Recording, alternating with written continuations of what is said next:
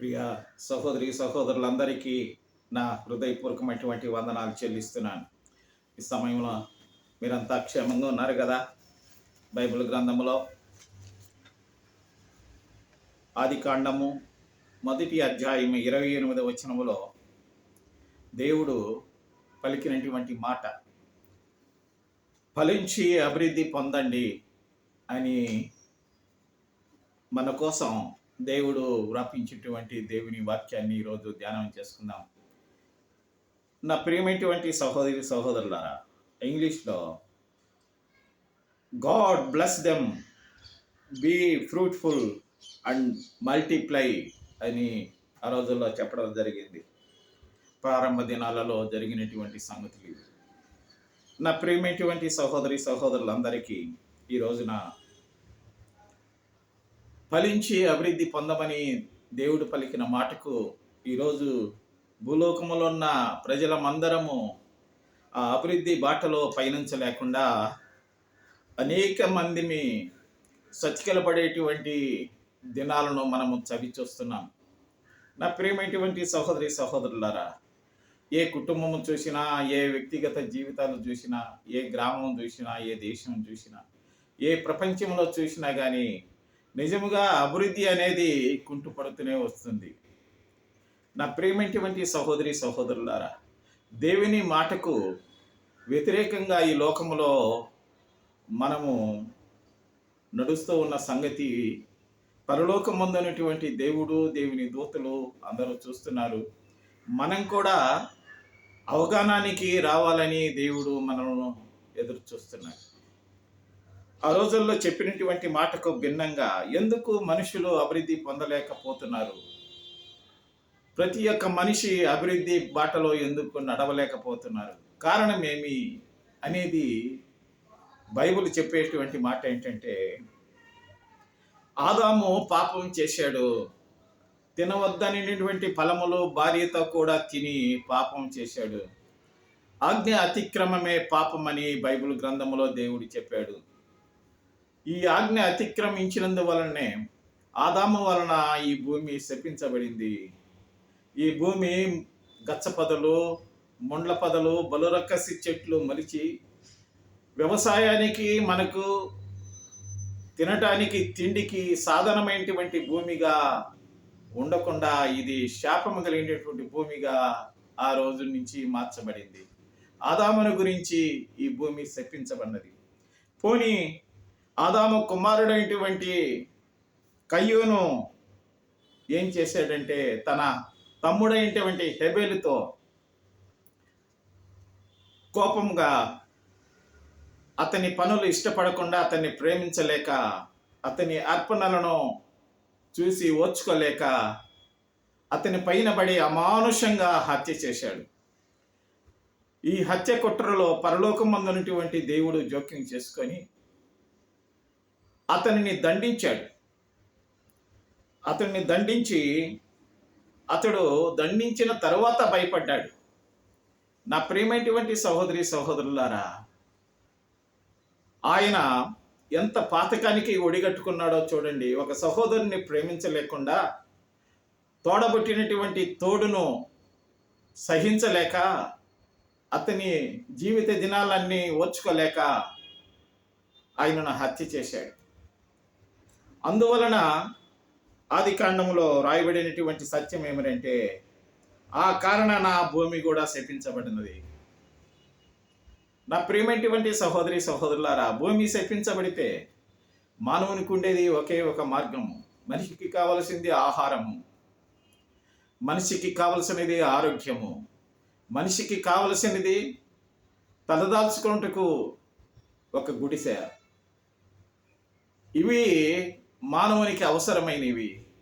కానీ దేవుడే వీటిని చేసి మానవులను ఈ లోకంలో పెట్టాడు వారిని.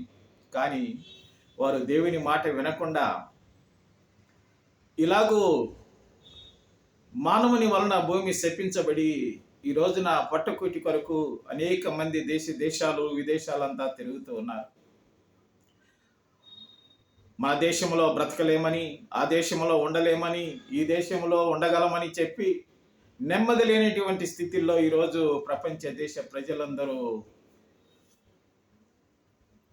అభివృద్ధి బాటలో లేకుండా నిస్సాయ స్థితిలో తిరుగుతూ ఉన్నారు. నా ప్రియమైనటువంటి సహోదరి సహోదరులారా, ఆనాటి పాపము దోషము ఆనాడే దేవుడు దయగలిగిన వాడు కాబట్టి ఇంతవరకు మనల్ని కూడా నడిపించాడు. పోనీ ఈ రోజుల్లో మనము ఒకరినొకరం ప్రేమించి ఒకరికొకరు మంచి మనసుతో, కపటము లేని మనసుతో మనము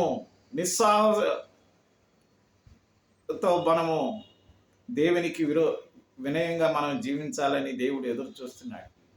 ఒక కుటుంబంలోనే శత్రువులుగా, ఒక కుటుంబంలోనే తొందరలు చేసే వారంగా మనం ఉండి అభివృద్ధికి బాటలు వేయకుండా సంఘములో కానీ, సమాజంలో కానీ, తర్వాత మన ఇరుగు పొరుగు వారి మధ్య కానీ, మన గ్రామంలో కానీ, మన దేశంలో కానీ మనం అన్యోన్యత లేకుండా, ప్రేమ లేకుండా నిజంగా దేవుడిచ్చినటువంటి ఆ గొప్ప మహిమను మనము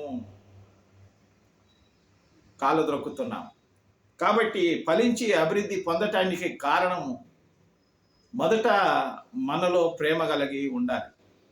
నా ప్రియమైనటువంటి సహోదరి సహోదరులారా, ఈ రోజున మనలో కొట్లాటలు, కలహాలు, ఒకరినొకరు ప్రేమించలేకుండా ద్వేషము కలిగి కోపముతో, ప్రాణహానాలతో విలువైనటువంటి మన బ్రతుకులను ముప్పు తిప్పులు తెచ్చుకొని విలువైన మన జీవితాలను అభివృద్ధి బాటలో నడవకుండా మన దోషములు మనకు అడ్డంగా ఉన్నందువలనే మనం ఈ లోకములో తడబడుతున్నాము, అభివృద్ధి పొందలేకపోతున్నాం.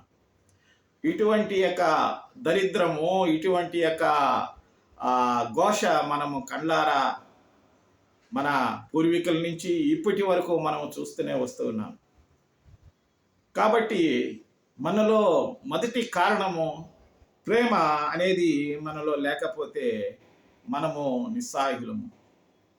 ప్రేమ అనేది